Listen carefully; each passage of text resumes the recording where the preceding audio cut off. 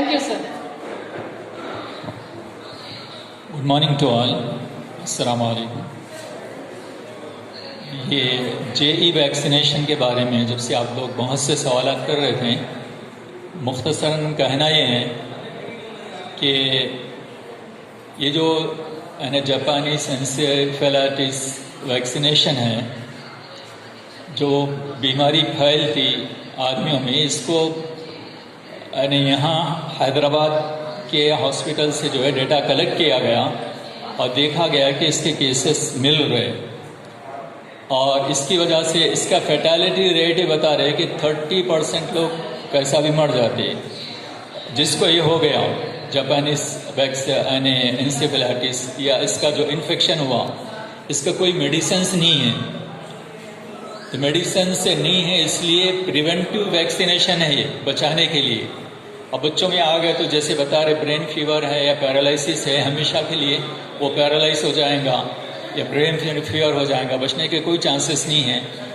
तो ये education department, health department, ये सारी चीज़ें, ये सारे डिपार्टमेंट्स जो हैं by the instructions of the government of Telangana and government of India के ज़रिए से कर रही है. हमारा अपना कोई ज़ाती प्रोग्राम नहीं है. और आपको मालूम है कि हर गवर्नमेंट ये चाहती कि उसका जो कैपिटल है, उसका जो एसेट है, वो चिल्ड्रन है.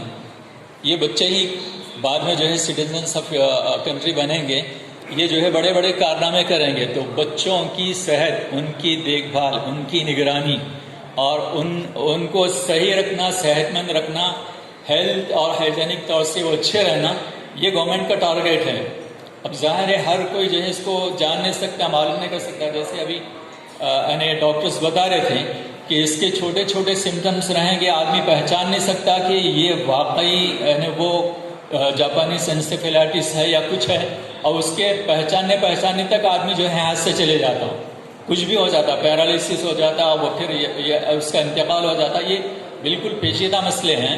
तो उससे बचाने के लिए, और फिर ये ओनली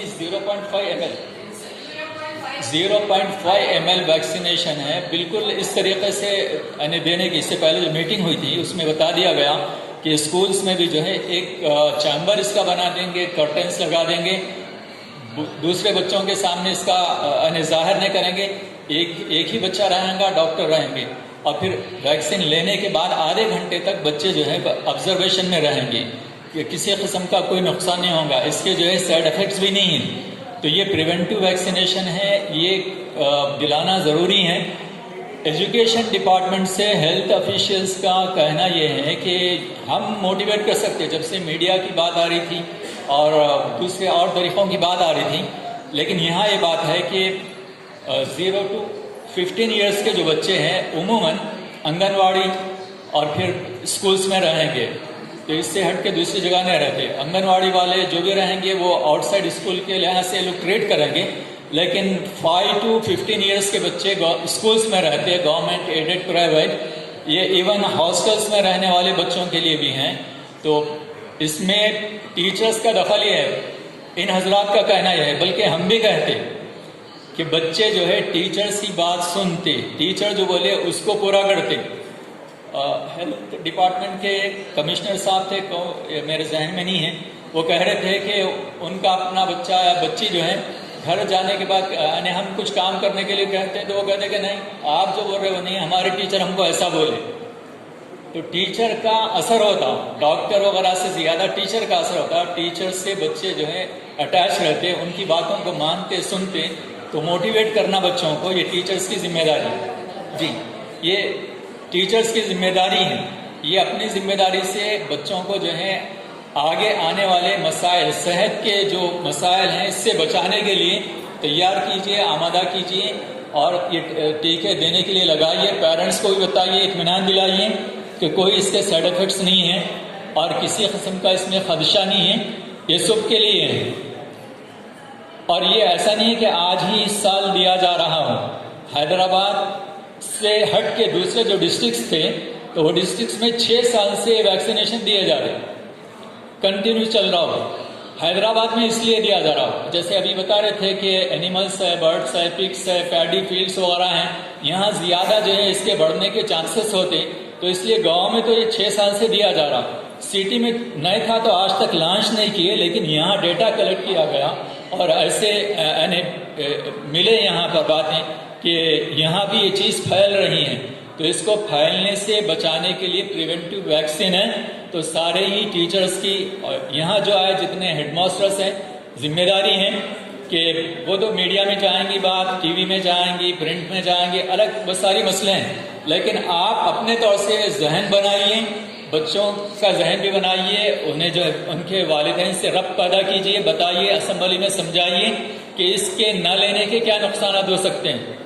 डॉक्टर हजरात का कहना यह है कि इस बीमारी का कोई दवाई नहीं है जी, कोई दवाई नहीं है, तो इसलिए वैक्सीनेशन लेंगे तो मसला नहीं रहेगा, बच्चों की सेहत भी रहेंगी।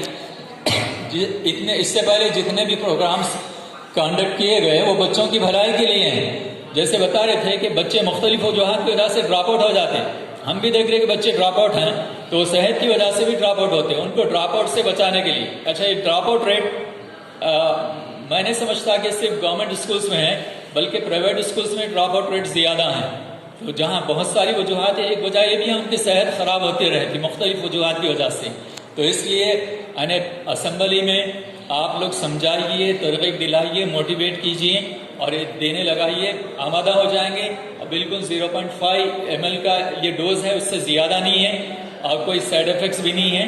तो आप ये समझिए कि मेरे को करना है, मैं इसका जिम्मेदार हूँ, मेरे कहने से बच्चे सुनेंगे, आमादा होंगे। और जैसे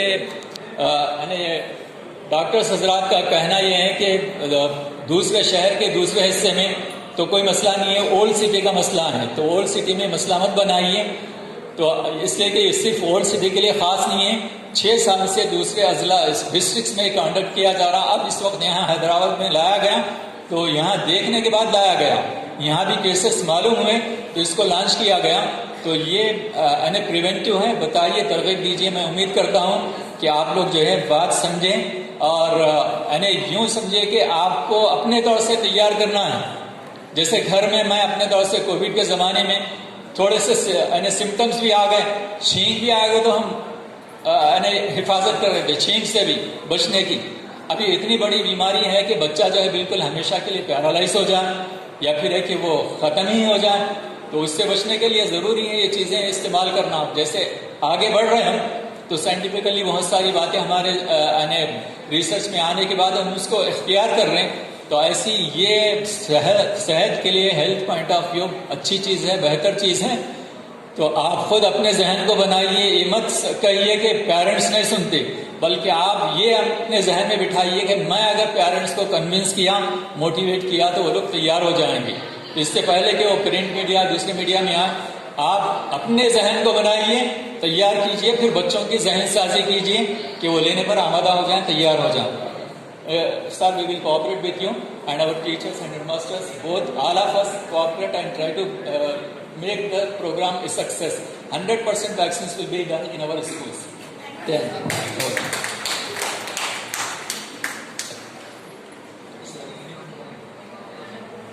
अच्छा, you can proceed.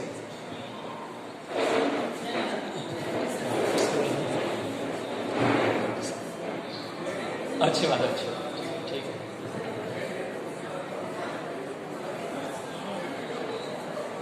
अच्छी बात है, जी जी जी जी।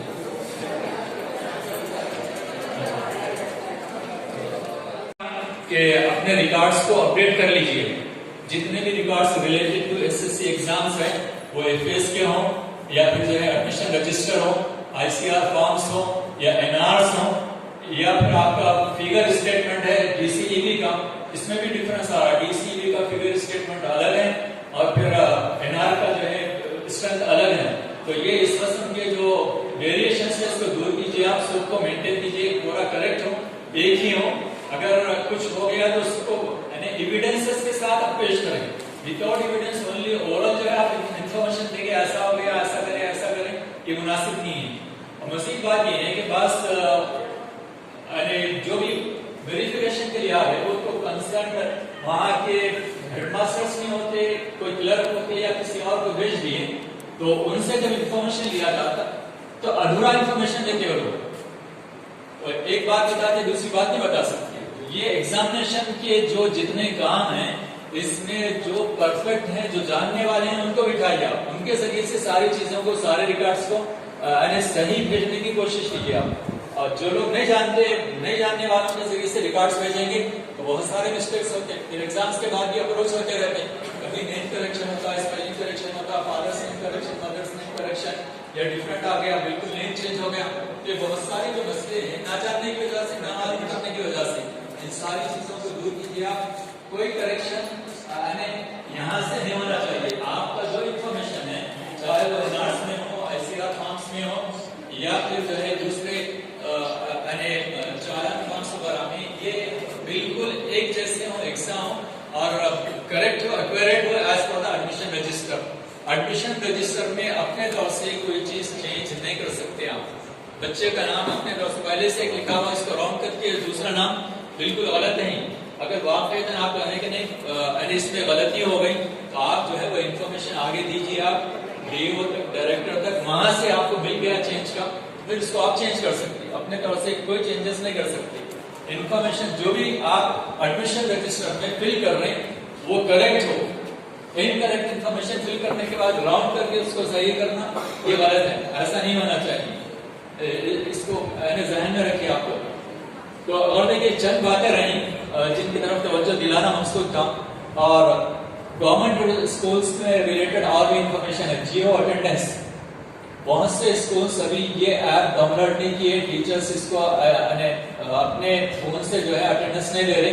हमको लिस्ट देना है, ये HMs की जिम्मेदारी है कि मालूम कीजिए कि कितने डाउनलोड नहीं किए, उन सब की लिस्ट बनाइए, हमको दीजिए। और बात डेप्यूटेड टीचर्स हैं, उनकी लिस्ट भी दीजिए रीजंस के साथ।